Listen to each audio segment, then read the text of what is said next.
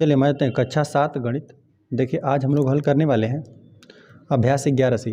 तो अभ्यास 11C को हल करने से पहले ना देखिए हम लोग इस बात का ध्यान रखेंगे कि एक ही वृत्तखंड के कोण या एक ही चाप के अंतर्गत कोण समान होते हैं। ठीक है, एक ही वृत्तखंड मतलब देखिए यहाँ पर एक हम लोग का वृत्त दिया हुआ है, यहाँ से यहाँ पर मिला दिया ना तो यह वृत्तखंड हो गया।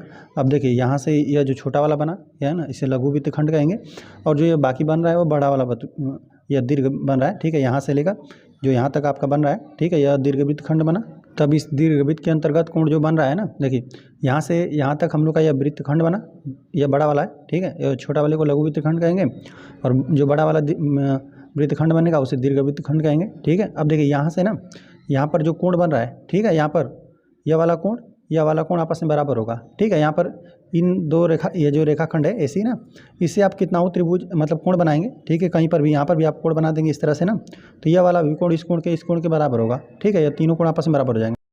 तो यहाँ पर दिया हुआ है हम लोग को एक ही वृत्तखंड के कोण या एक ही चाप के अंतर्गत कोण समान होते हैं ना। देखिए यह वृत्तखंड कहेंगे तो यहाँ से यहाँ ले सकते हैं। ठीक है, यह दीर्घ वृत्तखंड है। ठीक है, अब जब चाप के हिसाब से बात करेंगे तभी भी यही बात होगा, यहाँ से यहाँ तक जो हम लोग का दीर्घ चाप है इसी के अंतर्गत जो कोण बन रहा है। ठीक है, एक यह बना यह दोनों आपस में क्या होगा, बराबर होगा। चाहे जितना बनाएंगे सब आपस में बराबर होगा। ठीक है, चलिए हम लोग अभ्यास पे आ जाते हैं। चलिए हम लोग लिख देते हैं अभ्यास, हम लोग 11C को हल करने वाले हैं। ठीक है,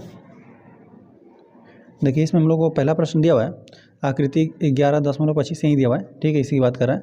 मैं एक वृत्तखंड में बने कोणों के मान लिखिए। ठीक है, चलिए एक ही वृत्तखंड में बने कोणों को मान लिखिए। चलिए हम लोग हल करने वाले हैं। पहला प्रश्न देखिए हम लोग को यहाँ पर दिया हुआ है ना वृत्तखंड, देखिए ये यहाँ से यहाँ तक कर दिया हुआ है। ठीक है, तो यहाँ पर एक दीर्घ वृत्तखंड यहाँ पे हम लोग को बन रहा है। ठीक है, और जो यहाँ पर बन रहा है वो लघु वृत्तखंड है। ठीक है, यहीं से विभाजित कर दिया है। इसके ऊपर का बनेगा दीर्घ वृत्तखंड और नीचे का बनेगा यहाँ से ABCD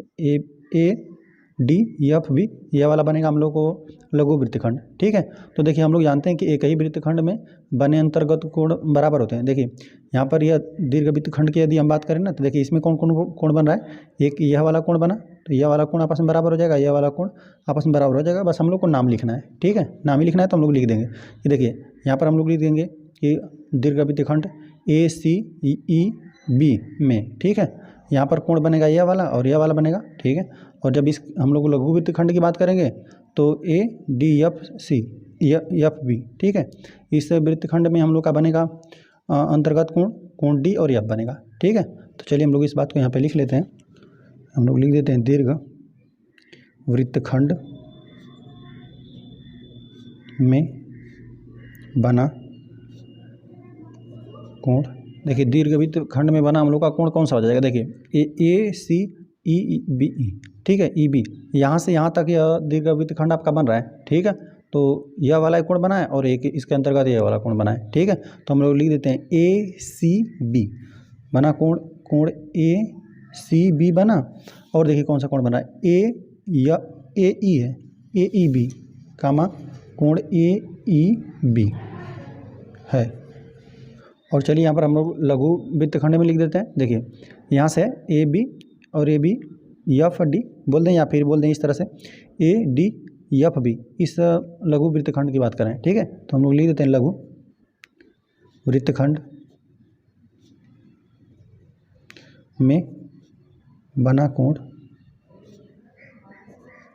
देखिए इसमें हम लोग का कोण कौन सा बन रहा है, A बनेगा D और B, ADB हम लोग लिख देते हैं कोण ADB बनेगा। ठीक है, और यहाँ पर हम लोग का बनेगा AFB, ये भी बनेगा हम लोग का कामा कोण AFB है। ठीक है, इस तरह से पहला प्रश्न हम लोग का हल हो गया। चलिए आ जाते हैं क्वेश्चन नंबर 2 पे। तो क्वेश्चन नंबर 2 हम लोग को दिया है आकृति 11.26 इसी की बात कर रहा है। ठीक है, में बने कोण PRQ 45 अंश। तो यहाँ पर देखिए यहाँ पर हमें यहाँ पे एक दीर्घ वृत्तखंड दिया हुआ है, एक लघु वृत्तखंड दिया हुआ है और दीर्घ वृत्तखंड में ही दोनों कोण बन रहा है। ठीक है, तो यहाँ पे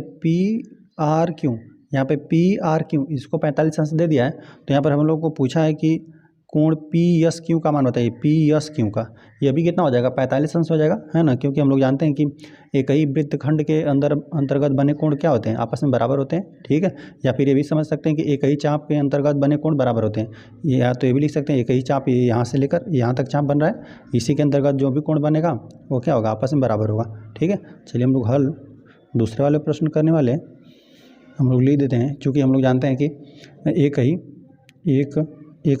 ठीक है, एक ही वृत्तखंड बोल दें या फिर आप बोल सकते हैं कि चाप बोल सकते हैं, ठीक है। एक ही वृत्तखंड की बात करें तो ये यहाँ से आप यहाँ तक पूरा ले रहे हैं, ठीक है, ये वृत्तखंड की बात कर रहे हैं, और चाप बोल देंगे तो यहाँ पर ये इस चाप की आप बात करें, है ना। एक ही वृत्तखंड, चलिए दोनों बात हम लोग लिख देते हैं, एक ही वृत्तखंड या चाप के अंतर्गत बने कोण बराबर होते हैं, ठीक है। इसलिए क्या हो जाएगा हम लोग का, इसलिए यह वाला कोण इस कोण के बराबर हो जाएगा, है ना। हम लोग लिख देते हैं कोण, यहाँ पर हमें जो दिया हुआ है, यहाँ पर दिया हुआ है PRQ, ये हमको दिया हुआ है 45 अंश ना, ये 45 अंश हमें दिया हुआ है। देखिए ये चीज़ हमको दिया हुआ है ना, तो इसको हम लोग दिया हुआ लिख देते हैं, है ना, इसको हम लोग लिख देते हैं दिया है, ये हम लोग को दिया था, ठीक है, प्रश्न में। तो देखिए यहाँ पे चूँकि एक ही वृत्तखंड या चाप के अंतर्गत बने कोण बराबर होते हैं, इसलिए हम लोग क्या लिख दें, इस कोण और इस दोनों कोण को आपस में बराबर लिख दें, एक कोण का हमें मान दिया है, ठीक है। तो यह हो जाएगा, तो कोण PRQ, है ना, इस कोण के बराबर ये वाला कोण हम लोग लिख दें कोण PSQ, कोण PSQ, ठीक है। तो इसका तो वैल्यू दिया हुआ है, ठीक है, 45 अंश, तो ये भी इसका वैल्यू हम लोग का कितना हो जाएगा, इतना ही हो जाएगा, है ना। चलिए इसको हम लोग सीधा करके लिख देते हैं, कोण PSQ बराबर कितना, 45 अंश। और ये हमने क्यों कहा, इस कारण को हम लोग याद रखेंगे, ठीक है, कि कोई वृत्तखंड रहे, ठीक है, वृत्तखंड में बना अंतर्गत कोण, जो भी वृत्तखंड के अंतर्गत कोण बन रहा है वो आपस में बराबर होते हैं, या फिर समझे कि एक ही चाप के अंतर्गत बने कोण बराबर होते हैं, ठीक है। इस तरह से यह प्रश्न हल हो गया। चलिए आ जाते हैं हम लोग क्वेश्चन नंबर 3 पे। तो क्वेश्चन नंबर 3 हम लोग को दिया आकृति 11.27, मतलब यहाँ पर हम लोग को 11.27 का देने का मतलब ये रहता है ना कि जो ये आगे 11 दिया रहता है ना, ये हम लोग का बताता है कि चैप्टर, ठीक है, चैप्टर 11 है, इसमें यह 27वां आकृति है, इससे पहले 26 आकृतियाँ बन चुकी हैं, ठीक है। 27 का मतलब यह अब तक की 27वां आकृति है, इससे पहले 26, 25 इस तरह करके इसने इससे पहले 26 आकृतियाँ बना ली है, ठीक है। तो 11 चैप्टर ये हम लोग का दिया रहता है कि आकृति की कितनी संख्या है, ठीक है। चलिए तो यही आकृति है में यदि कोण ACB यक्स अंश का दिया हुआ है, चलिए तो ACB इसको दे दिया यक्स अंश का हो, तो कोण ADB इस कोण की बात कर रहा है, और एवं कोण AEB इस कोण की बात कर रहा है, के मान बताइए, ठीक है। देखिए हम लोग हल करने वाले हैं तीसरा वाले प्रश्न को। देखिए हम जानते हैं ना कि यहाँ पर कोई वृत्त है, ठीक है, यहाँ पर वृत्तखंड कर दिया है, ठीक है, यहाँ से यहाँ तक, यह देखिए यह दीर्घ वृत्त के अंतर्गत ही बन रहे हैं कोण, ठीक है, सब यह देखिए इसी से सभी कोण बनेंगे, है ना, इसी आधार से तीनों कोण बनेंगे। देखिए यह एक बना, है ना, इस तरह 2, यहाँ पे 3, आप कितना बनाएंगे ना, तो यह सब आपस में कोण बराबर होंगे, ठीक है। या फिर इसको बोल दें कि एक ही चाप के अंतर्गत बने कोण बराबर होते हैं, या फिर ये बोल दें कि एक ही वृत्तखंड के अंतर्गत बने कोण बराबर होते हैं, ठीक है। चलिए हम इस बात को लिख लेते हैं, हम लोग लिख देते हैं, चूँकि एक ही वृत्तखंड या चाप के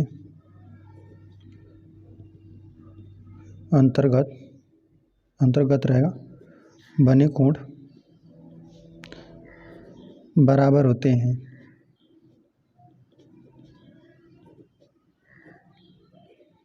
इसलिए क्या हो जाएगा, इसलिए तीनों कोण आपस में बराबर हो जाएंगे, ठीक है। अब देखिए एक का वैल्यू x दिया हुआ तो ये दोनों ऑटोमेटिक हम लोग कितना हो जाएंगे, x हो जाएंगे। तो यहाँ पे देखिए सभी कोण बराबर रहेंगे ना, चलिए हम लोग इसको लिख देते हैं। देखिए यहाँ पर कोण AC कितना, कोण ADB दिया हुआ है, ये भी बराबर हो जाएगा। और जो शेष दूसरा कोण बन रहा है हम लोग का बन रहा है ACB ना, तो कोण ACB, ठीक है, ACB हो गया, और बराबर कोण AEB दिया हुआ है, ठीक है। तो AEB यह तीनों कोण आपस में क्या हो जाएंगे, आपस में बराबर हो जाएंगे, ठीक है। और कारण यही होगा कि चूँकि एक ही वृत्तखंड या चाप के अंतर्गत बने कोण बराबर होते हैं, ठीक है।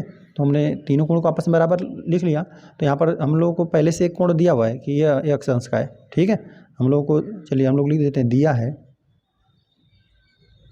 हम लोग का कितना, यहाँ पे कोण ACB हम लोग को ये x के बराबर दिया था, ठीक है, ये जितना भी अंश का है, ठीक है, ये x के बराबर है, तो यह क्या हो जाएंगे, यह हम लोग लिख देते हैं, दिया है, तब क्या हो जाएगा हम लोग का, ये अभी दोनों कोण क्या हो जाएंगे आपस में, यह वाला x हो गया तो ये दोनों भी x हो जाएंगे आपस में, सब बराबर है तीनों, ठीक है। तो हम लोग लिख देते हैं तब कोण ए डी बी बराबर ए ई बी बराबर कितना यक्स। तो इस तरह से हम लोग का कोण हो गया ए डी बी बराबर कोण ए ई बी बराबर यक्स, है ना, क्योंकि यहाँ पर हम लोग को एक कोण दे दिया था यक्स का, तो दो शेष दोनों कोण भी बराबर हो जाएंगे, है ना। और क्यों हो जाएंगे, हम लोगों ने कारण लिख दिया कि एक ही आप वृत्तखंड कहें या एक ही चाप के अंतर्गत बने जो भी कोण बनते हैं वो आपस में बराबर होते हैं, ठीक है।